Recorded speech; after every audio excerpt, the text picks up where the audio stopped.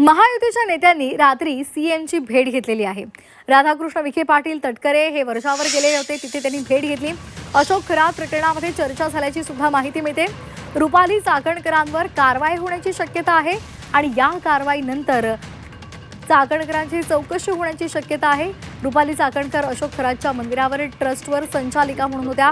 संचालक मंडळातील सर्वांची चौकशी करणार असल्याचं सुतोवाच मुख्यमंत्र्यांनी केलेलं होतं आणि त्यामुळे विखे पाटील आणि तटकरेंनी वर्षावर जात मुख्यमंत्र्यांची भेट घेतली।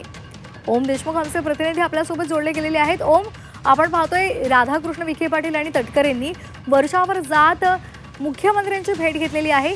अशोक खरात प्रकरणामध्ये चर्चा झाल्याची माहिती मिळते। काय नेमकं या बैठकीमध्ये घडलेलं आहे? श्वेता, खरं तर काल मुख्यमंत्री देवेंद्र फडणवीस यांनी अशोक खरात प्रकरणामध्ये विधानसभेत निवेदन केलं आणि एक त्यांनी महत्त्वाचं विधान केलं। या प्रकरणामध्ये संचालक मंडळातील सर्व मंडळींची चौकशी होईल। यामध्ये प्रामुख्याने रुपाली चाकणकर या ईशान्येश्वर मंदिराच्या ट्रस्टी होत्या। त्यामुळे जर आपण पाहायला गेलं तर कुठेतरी चाकणकर यांच्या चौकशीची शक्यता व्यक्त केली जात असतानाच प्रदेशाध्यक्ष सुनील तटकरे यांनी मुख्यमंत्र्यांची भेट घेतली।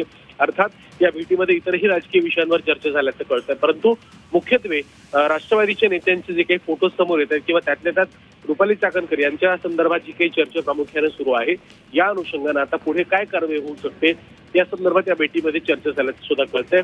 अर्थात या संदर्भात कुठलीही अधिकृत माहिती समोर आली असली तरी सुद्धा चाकणकर कुठेतरी कायदेशीर कारवाईच्या कचाट्यात अडकू शकतात।